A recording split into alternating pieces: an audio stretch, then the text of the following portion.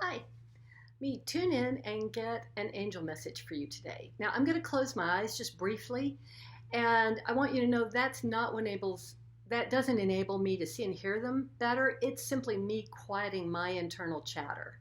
Usually, when I'm not on camera, that's a much easier relationship. I don't have to do that. So, here we go.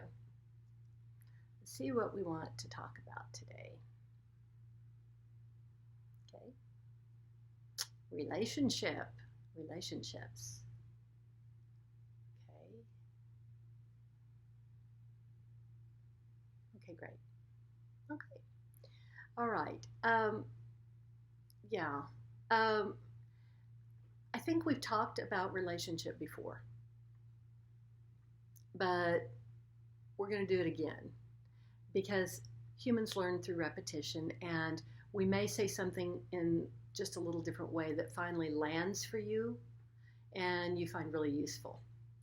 So, your primary relationship in this life is with yourself, it's with you. That is your most important relationship. And you want to do everything you can to feel as good as you can about yourself. And make use of all the tools out there. Tap, meditate. Anything that makes you feel good about you is useful. Okay. And they want you to understand, I teach this as well, that the way you experience yourself as human, as we all do, is through relationships with other humans. That's how we experience ourselves as human. And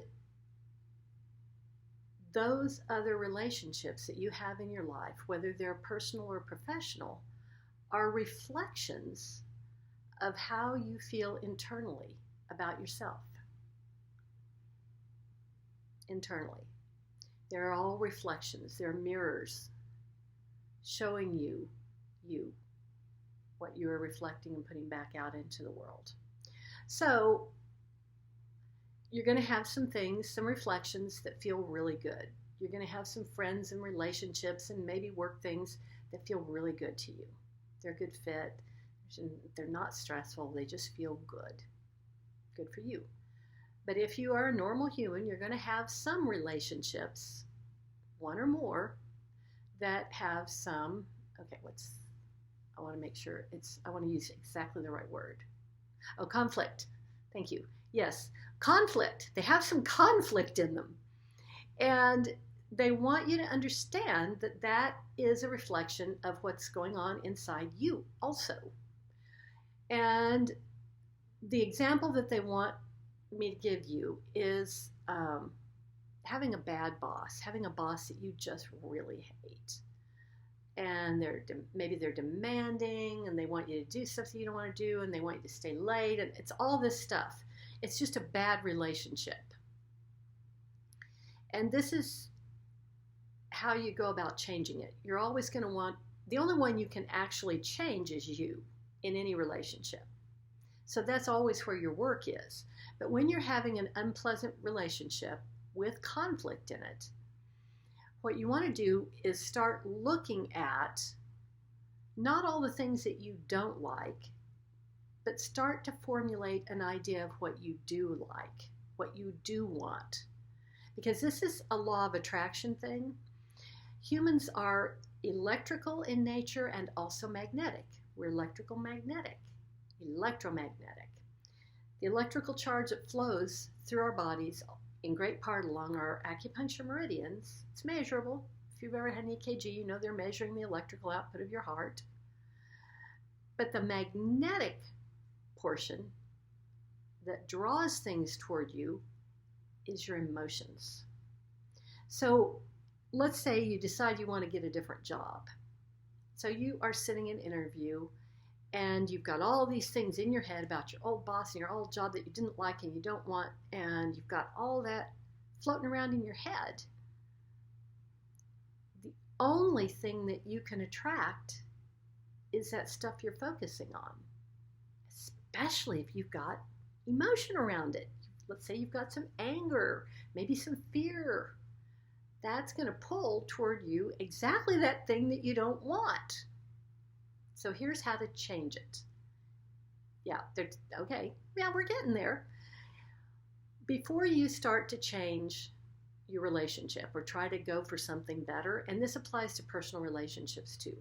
If you're looking for the great romance of your life, you want to have a better relationship with a sibling, what they want you to do, and this is a technique that I use all the time, if you're looking for a better boss, better job, make a list of all the things that you want, all the desirable things, not the things you don't want. You already know what those things are. You don't need to make a list of that, but write down all the desirable characteristics that would be in a new boss for you. And make this list have at least 50 things on it. That's a lot. When you start writing these down, how would you like that to look?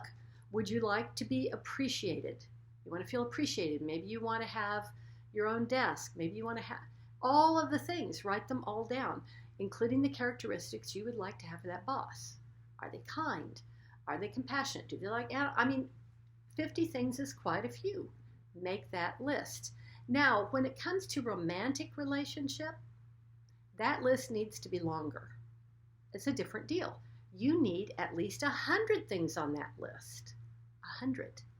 And I'm going to tell you, I've done this myself. I do these lists fairly often. That's a lot of things to put on a list.